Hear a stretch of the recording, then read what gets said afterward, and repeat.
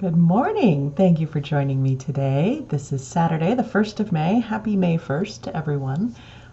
Do you celebrate May 1st?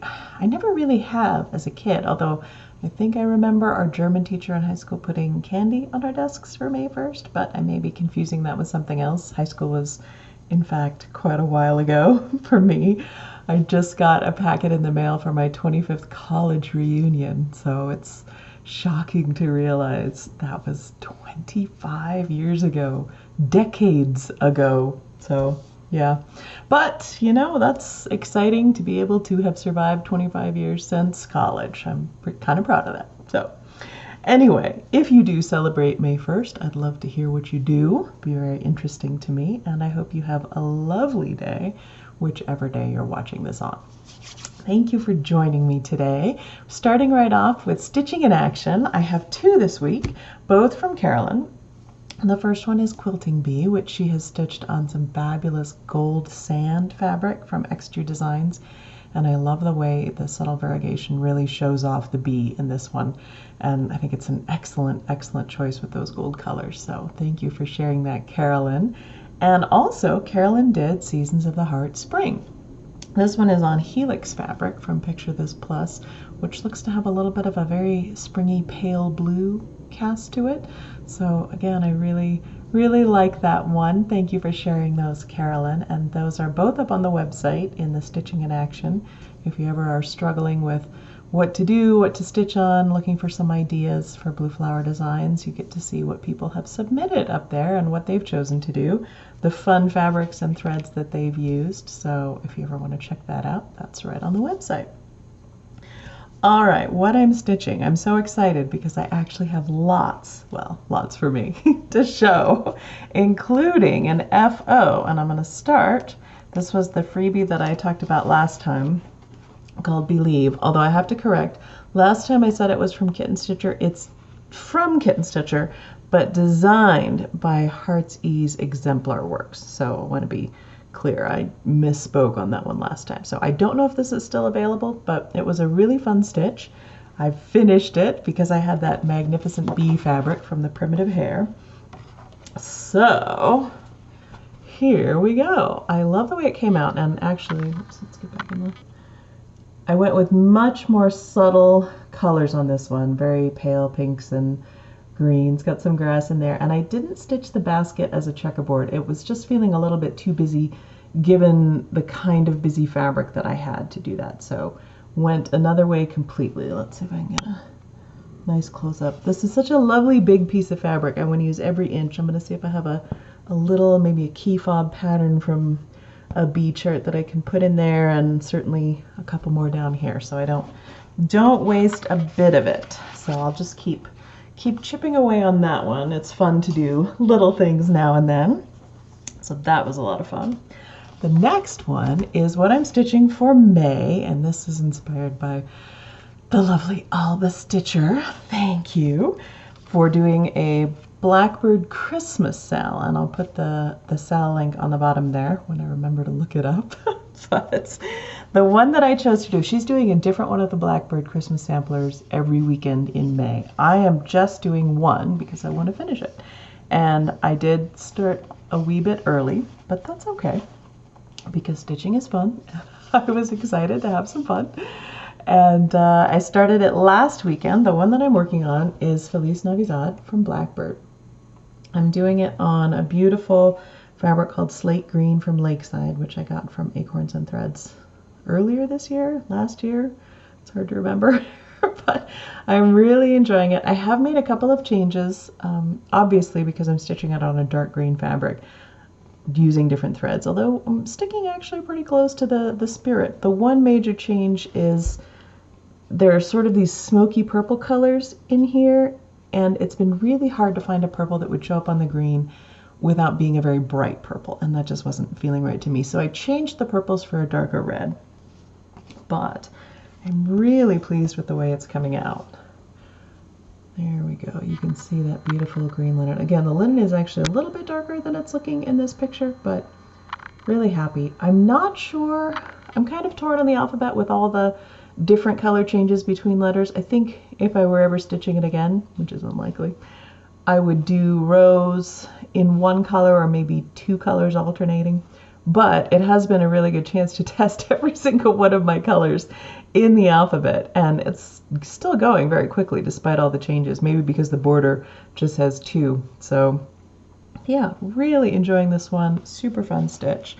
So my very first sal that I'm working on, I'll be sure to post some Instagram pictures with the hashtag because I'm reveling in the new experience. So that's been fun. On to Stash Spotlight. This week is all about linen. And to start, I got some lovely fabric from Number 12 Stitch Co. on Etsy, and I'll put that information below as well. I've bought from them before, but they had a couple of new fabrics that I really wanted to try. Let me spread these out a little bit. Here we go. Let's see if I can get this one here is, sorry, this one is a little more pinky tan than it's showing. It's kind of like Egyptian sand from Mountain Air, and just some beautiful subtle colors, neutrals. I'm excited to use them. Probably tells you about me that I think of this as a neutral, but yeah, very excited. But then she so very kindly sent me 2 additional samples. One is called Duck Egg Blue, and I was beyond thrilled because I actually wanted Duck Egg Blue as soon as it came out, and it sold out almost immediately. And so I was just waiting for it to come back, but I got a sample. It's one of my favorite shades in general because it's blue and green and gray and just really an interesting color. So if anything comes in Duck Egg Blue, I'm almost sure to snaffle a bit. And then the other one she sent me is called Spring Fling. This is a beautiful piece of linen, very subtle pale green with a teeny bit of yellow. Again, as always, it's hard to show exactly, but there we go. So lovely linens from them. I confess I bought these before I watched the latest Kitten Stitcher Flosstube, but she did give us all permission to really stock up on linens, so I'm taking it as retroactive approval for continuing to do that. Although actually it is really helpful. I've produced a lot of things recently in the past 12 months, and it's sometimes tough to find a linen on hand, so I tend to keep more on hand than I need at any time because you just don't know, and especially if you need a larger piece of something. It can change for me just based on what I've got. So on that subject though, as much as I adore, and you know I do, hand-dyed linen, I've also been using a lot more of just plain Zweigart linen, partly because it's easier for shops to get hold of, and partly because I also love it. It's great. And so sort of like the little black dress instead of the interesting jewelry. But here are just a couple that I purchased recently, and you can see these are beautiful colors. Lovely neutral colors, sampler colors. Let's see if we can get a better view. We've got Alabaster here, and then the next ones were Cream, Mallow, which I love, Flax, which I love, nice gray, brown colors. And then in this next one, we've got Anthracite, Woodland, and Country Mocha, which Country Mocha here on this end is a little bit new to me because it is variegated, which I don't necessarily expect from them. But anyway, just a reminder for you, and I know your shops will let you know as well, that there are other options, even if as fun as it is to explore new hand-dyed wonderful fabrics, sometimes it's nice to go with just something reliable that you have on hand. I think right now the linen that you can get is the best linen to use no matter what. All right, moving on to the world around. This week it's Daphne. For those of you who are lucky to live where Daphne grows well, it's amazing. It's not a hugely showy shrub, pardon me. It's dark green. Sometimes the leaves have a little bit of variegation on them, and it has clusters of very small whitish pink flowers, but the fragrance is the main thing with Daphne. It's just wonderful. Our Portland house had a shrub that was decades old and survived for most of the time that we were there, and then did eventually give up the ghost a couple years before we moved. But then we moved to Texas, and we never had a Daphne in Texas. I never saw any, although they may do well there. But here in Nevada, we planted one in a pot, and it has survived. Rye, the puppy nibbler, although we'll see. But it seems to be doing really well. It just started blooming, and the fragrance is just like, oh, it's like spring. Anywhere near it, it just smells fresh and wonderful and makes you feel alive, like you want to dig in the dirt. So anyway, that's the world around this time. Very excited to see my Daphne not just surviving, but flowering. Always a plus. All right, questions. I actually have a question for everyone, and this is a bit random, but it was brought up because of the giveaway last week. The word to use was grass, and a lot of people talked about the amazing scent of fresh cut grass, and it reminded me of a candle that I used to be able to get, again, decades ago.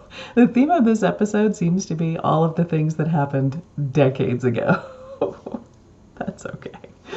So I used to be able to get these candles, and they came in little metal cans, and they smelled exactly like fresh grass. And I think they came from France. I think they were soy candles, but that's about all I remember.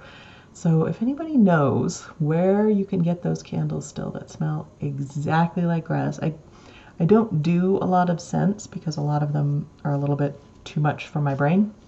But that one was literally just as though someone had brought a lawn into the house and then mowed it for you. So if anyone knows where those candles are, I would love to buy 8 million of them so that I never run out for the subsequent decades. Best thing this week. It seems to be also about time and plants. My best thing is roses. I have taken the plunge. A couple episodes ago, someone was talking about their heirloom variety roses that they grow, and it inspired me to try again. I'm not great at roses. They tend to sort of look at me and then reach out into the air and pluck powdery mildew and black spot and then just turn their face to the wall, as it were. But I'm giving it a go, and I'm trying with roses from a high country garden in Colorado, so similar growing conditions to here, and also heirloom varieties, so not hybrids. Hopefully they'll survive me and being in the desert and Rye the nibbler, but they just arrived. They're looking very promising. So I don't know that we'll get any flowers this year, but maybe next year I will be able to show some lovely rose flowers for us and for the bees. And so fingers crossed the roses will make it as the Daphne has and go on. All right, on to giveaway. Last week, the giveaway was, or that was announced, Sampler of the Season from With Thy Needle and Thread. This beautiful one here with the big section of grass inspiring the question, and the little tiny rabbit that you can just, there we go, get there. Lovely grass comments from so many people, thank you. And the winner is Kathy Fisher, whose comment is, fresh mown grass smells nice. Wonderful, Kathy. I obviously very much agree. So, Kathy, reach out to me, send me your address, and I will send that one to you. Now, I've just realized that I put this week's prize over here. So reach back. This week, on the theme, I'm going to give away this fabulous piece of 36 count spring fling linen from Number 12 Stitch Co. It's such a lovely color, and since she gave it to me, I want to share it with you, although I will probably order it again in 40 count when it comes by. Use the word green in the comments. I was going to be a little tricky and say use fling, but I decided to stick with green. So use the word green. I know I'll still get lots of creative comments that way. And tell me something about green. Enter to win this fabulous piece of linen, perfect for the season. And yeah, that's it. Announcements. I'm not going to do a Flosstube in 2 weeks. I'm actually going to be gone in 2 weeks. I have plans, which is so exciting to even say. I'm going to spend some time, now that I'm fully vaccinated, with a friend of mine here in Nevada. So I'm going to have a tiny little road trip to see her, and we're going to spend Saturday in 2 weeks visiting her LNS and just doing one of the things that I miss doing so very much. So 3 weeks from now, I will have a Flosstube. At that time, I will have 3 new releases to show, including the one with the fabulous Stephanie that we're doing as a joint project. So I'm very excited about that. And I'm looking forward to seeing you in 3 weeks. In the meantime, I'll be practicing for the silver needle on my little trip. I'm got a couple of different masks that I'm test driving to see what's comfortable to wear for hours at a time, so I'll be checking on that. That is it for me today. Last thing for this week is puppy video. Rye just had her first year birthday last weekend, so she's officially 1 year old, although I think she's a puppy for the first 2 years, so I'm sticking with puppy video. I did a highlight video this time, all of her, well, some of the best moments from the past year, so it's a little bit longer. If you don't want to watch puppy video, this is the end of the cross stitch and chat section. If you want to watch puppy video, you've got, I think, 5 or 6 minutes of the Life of Rye ahead. So thank you very much for joining me. I look forward to seeing you in 3 weeks, and I hope you have a lovely day. Bye.